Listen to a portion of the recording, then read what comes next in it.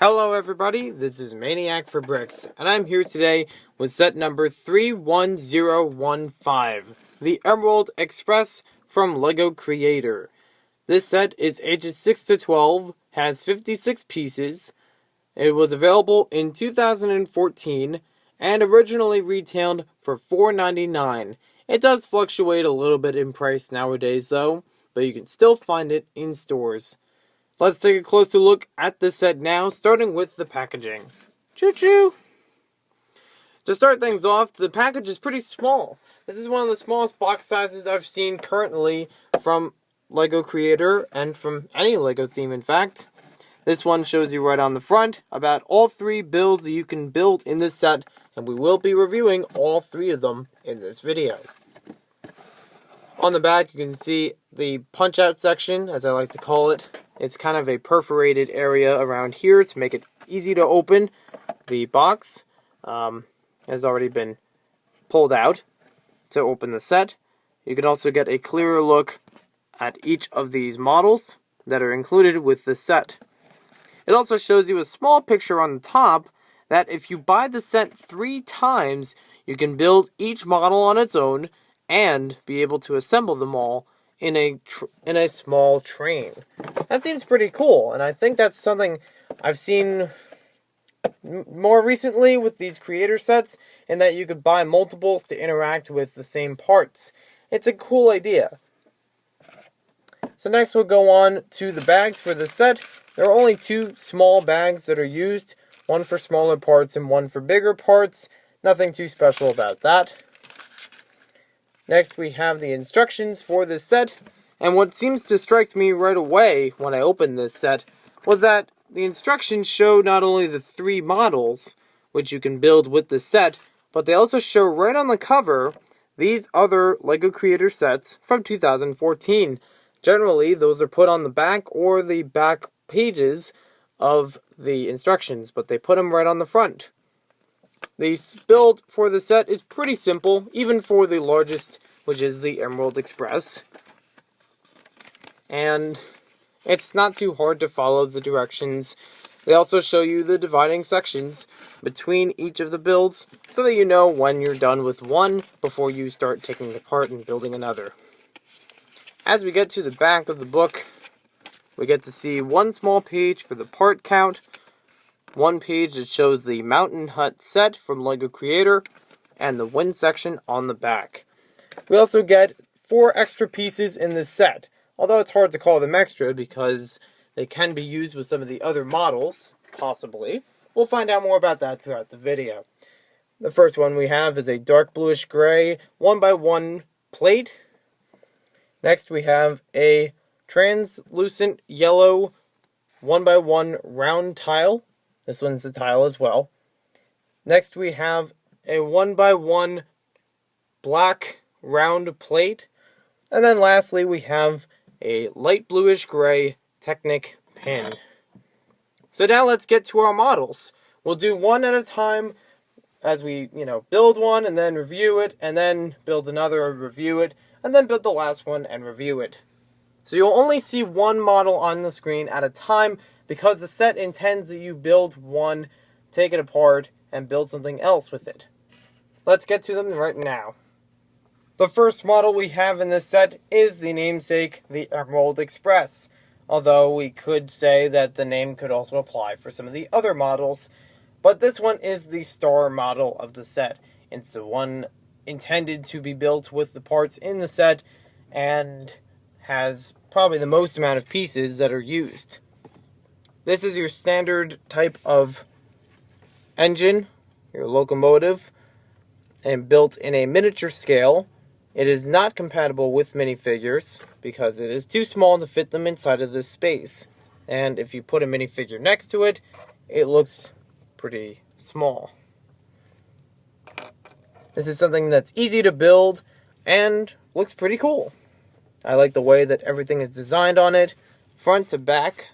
They even have small details inside of here for some of the pumping engine function, although it doesn't actually move, it's just built as if it was there.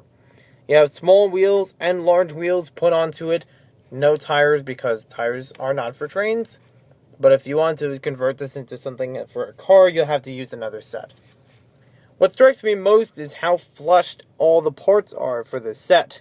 Starting at the end, starting at this top part for the steam to come out, that's right in line with this whole section, and all of this section is built sideways, which is also flush with this section thanks to the tile underneath. It's got some great design to it, just how the pieces line up, but also the fact that they capture some of the detail. Some of these rounded pieces used for making the main engine really bring this thing to life. It's also nice that we get a smaller section in the back for the cab, and you can also see back here we have a little coupling, which with the other models you could actually use as intended on the back of the box. Now I have with me some LEGO train tracks. These are the these are the 9-volt train tracks that are made 8 wide, and the tracks are actually at the 6 wide mark. As we put our train on here, we can see it is not compatible with LEGO train tracks. I know the 9 volts are older ones and not currently in production, but they are still the same size as the ones that are in production, the remote control ones. This train is too small to fit on the tracks themselves because it's only built on a 4 wide base instead of a 6 wide base. So you cannot use it with any larger LEGO train tracks. It is mainly intended as just a push toy that you can roll around on any smooth surface. I like how all the wheels turn. It gives a good motion to it, and just a really nice style. I also like the colors that are used with it, even though there are very few dark red colors, or pieces. It's called the Emerald Express, but there's very few green pieces. It's a nice mixture, which actually looks good on its own, but even around the holidays would be a nice, color scheme for a holiday train. Now let's take a look at our second model. Here we have the second model from the set. It's known as a bullet train because of its design. And to give you a good idea right off the bat of how much of the set is used to build this, here are some of the extra pieces from building the first model. So it takes less pieces than the first model, obviously, to build this set. And that means more that you can play around with and add on to other things. We'll move those to the side, and we'll take a look at this model now. I kind of like its design because it doesn't have the same kind of build to it as the original one that we saw earlier. It has its own uniqueness and a little bit of similarity, but still has the idea that it's a different type of train than the first one we saw. I like the way that the back is made so that it has a little bit of opening, and you can separate this from other cars easily if they were all assembled next to each other, and just has a nice look to it. Just a nice use of the pieces from the same set, and even using less of them to make something that can still roll around and look pretty good. Let's see about our third model. Last but not least, we have the passenger car. And I could say it's a passenger car because we have 2 areas to couple on both sides, intending that you put more cars and engines on both sides of them.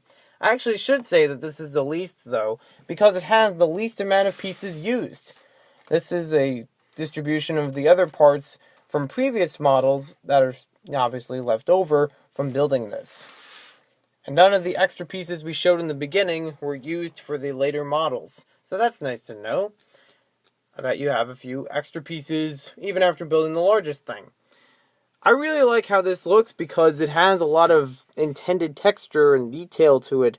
I'm not exactly sure exactly what it is, and I know that the wheels are off the scale of what the car looks like. A little small here compared to the wheels, but I still appreciate the effort from what parts are given in the set.